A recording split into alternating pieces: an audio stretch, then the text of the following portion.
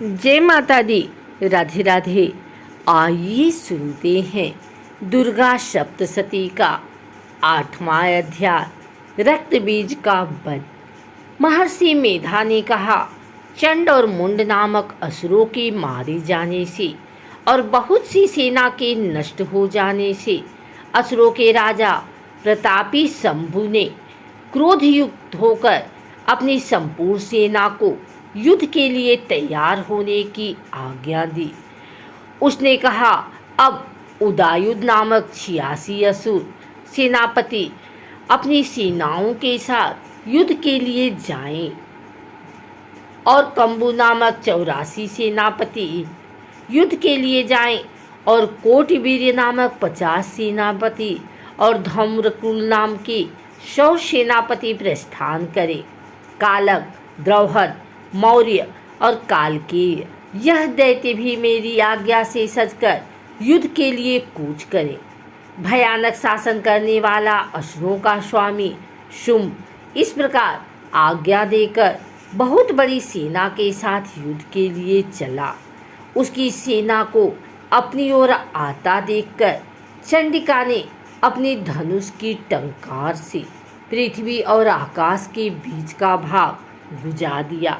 हे राजन, इसके पश्चात देवी के सिंह ने दहाड़ना आरंभ कर दिया और अंबिका के घंटी के शब्दों ने उस ध्वनि को और भी बढ़ा दिया। धनुष की टंकार, सिर की दहाड़ और घंटों के शब्द से पृथ्वी और आकाश के बीच का भाग गूंज उठा और इसके साथ ही देवी ने अपने मुख को और भी भयानक बना लिया। ऐसे भयंकर शब्द को सुनकर राक्षसी सेना ने देवी तथा सिंह को चारों ओर से घेर लिया।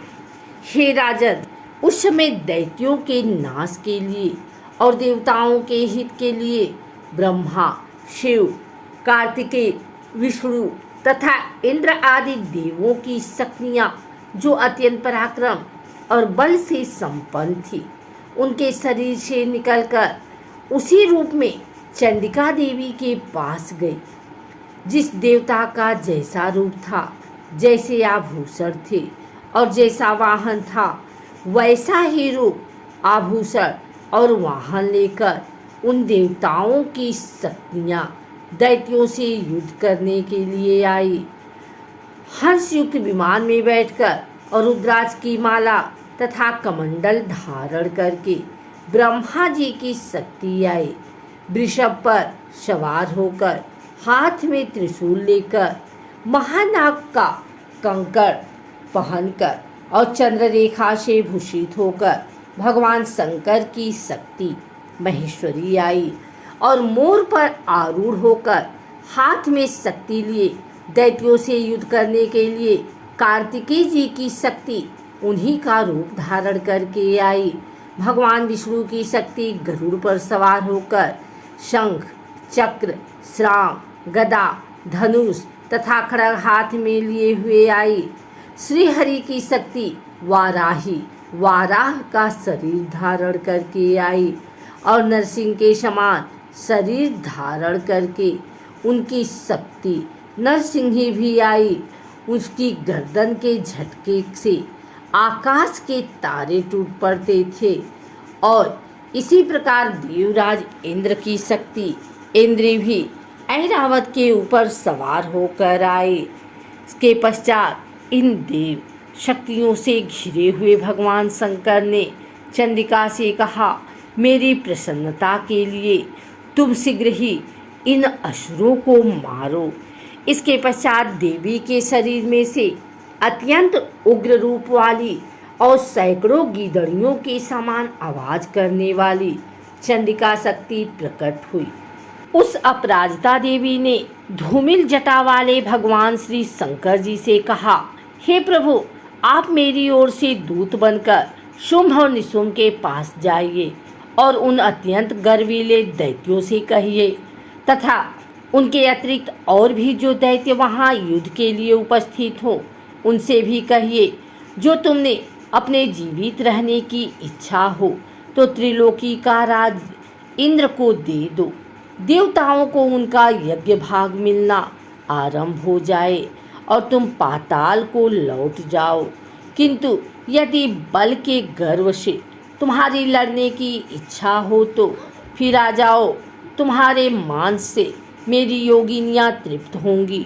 चूँकि उस देवी ने भगवान शंकर को दूध के कार्य में नियुक्त किया था, इसलिए वह संसार में शिवदूती के नाम से विख्यात हुई।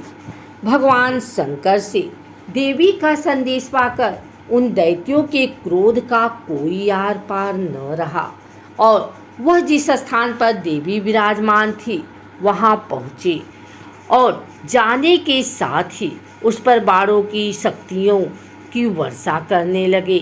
देवी ने उनके फेंके हुए बाणों, शक्तियों, त्रिशूल और फरसों को अपने बाणों से काट डाला और काली देवी उस देवी के साथ आगे खड़ी होकर शत्रुओं को त्रिशूल से विदीर्ण करने लगी और खटवांग से कुचलने लगी। ब्रह्माणी जिस तरफ दौड़ती थी उसी तरफ अपने कमंडलू का जल छिड़ककर दैत्यों के वीर्य व बल को नष्ट कर देती थी और इसी प्रकार महेश्वरी त्रिशूल से, वैष्णवी चक्र से और अत्यंत कोप वाली कौमारी शक्ति द्वारा असुरों को मार रही थी और ऐन्द्री के बाजू के प्रहार से सैकड़ों दैत्य रक्त की नदियां बहाते हुए पृथ्वी पर सो गए। वाराही ने कितने ही राक्षसों को अपने थूथन द्वारा मृत्यु के घाट उतार दिया। दाढ़ों के अग्रभाग से कितने ही राक्षसों की छाती को चीर डाला और चक्र की चोट से कितनों को ही विदीर्ण करके धरती पर डाल दिया। बड़े बड़े राक्षसों को नारसिंही अपने नखों से विदीर्ण करके भक्षण कर रही थी और सिंहनाद से चारों दिशाओं को गुजाती हुई रणभूमि में विचर रही थी। शिवदूती के प्रचंड अट्टहास से कितने ही दैत्य भयभीत होकर पृथ्वी पर गिर पड़े और उनके गिरते ही वह उनको भक्षण कर गई।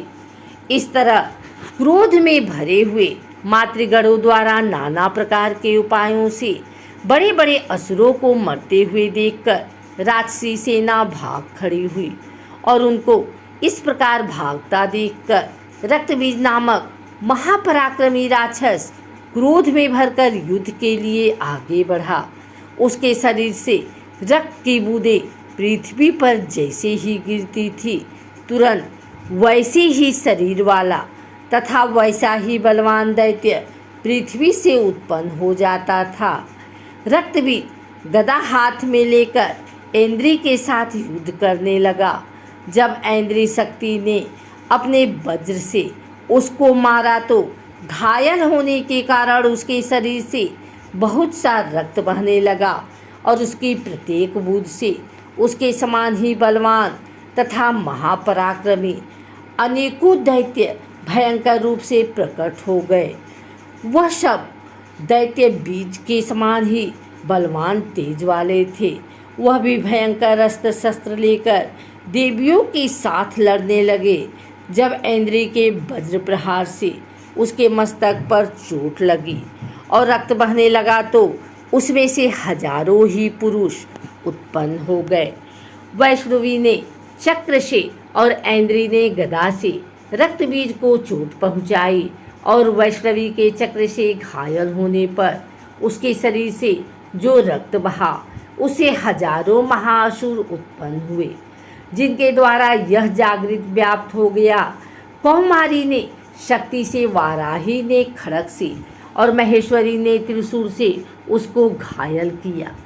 इस प्रकार क्रोध में भरकर उस महादैत्य ने सब मातृशक्तियों पर पृथक पृथक गदा से प्रहार किया और माताओं ने शक्ति तथा शूल इत्यादि से उसको बार बार घायल किया। उससे सैकड़ों महादैत्य उत्पन्न हुए और इस प्रकार उस रक्त बीज के रुधिर से उत्पन्न हुए असुरों से संपूर्ण जगत व्याप्त हो गया, जिससे देवताओं को भय हुआ। देवताओं को भयभीत देखकर चंडिका ने काली से कहा, हे चामुंडे, अपने मुख को बड़ा करो और मेरे शस्त्रघात से उत्पन्न हुए रक्त बिंदुओं तथा रक्त बिंदुओं से उत्पन्न हुए महाअसुरों को तुम अपने इस मुख से भक्षण करती जाओ। इस प्रकार रक्त बिंदुओं से उत्पन्न हुए महादैत्यों को भक्षण करती हुई तुम रणभूमि में विचरो। इस प्रकार रक्त क्षीण हो जाने से यह दैत्य नष्ट हो जाएगा। तुम्हारे भक्षण करने के कारण अन्य दैत्य नहीं होंगे। काली से इस प्रकार कहकर चंडिका देवी ने रक्त बीज पर अपने त्रिशूल से प्रहार किया और काली देवी ने अपने मुख में उसका रक्त ले लिया। तब उसने गदा से चंडिका पर प्रहार किया। प्रहार से चंडिका को तनिक भी कष्ट न हुआ, किंतु रक्त बीज के शरीर से बहुत सा रक्त बहने लगा। लेकिन उसके गिरने के साथ ही काली ने उसको अपने मुख में ले लिया। काली के मुख में उस रक्त से जो असुर उत्पन्न हुए उनको भक्षण कर लिया और रक्त को पीती गई। तदंतर देवी ने रक्त बीज को, जिसका कि खून काली ने पिया था, चंडिका ने उस दैत्य को वज्र, बाण, खड़ग तथा त्राति इत्यादि से मार डाला। हे राजन, अनेक प्रकार के शस्त्रों से मारा हुआ और खून से वंचित वह महादैत्य रक्तबीज पृथ्वी पर गिर पड़ा। हे राजन, उसके गिरने से देवता अत्यंत प्रसन्न हुए और माताएं उन असुरों का रक्त पीने के पश्चात उद्धत होकर नृत्य करने लगी।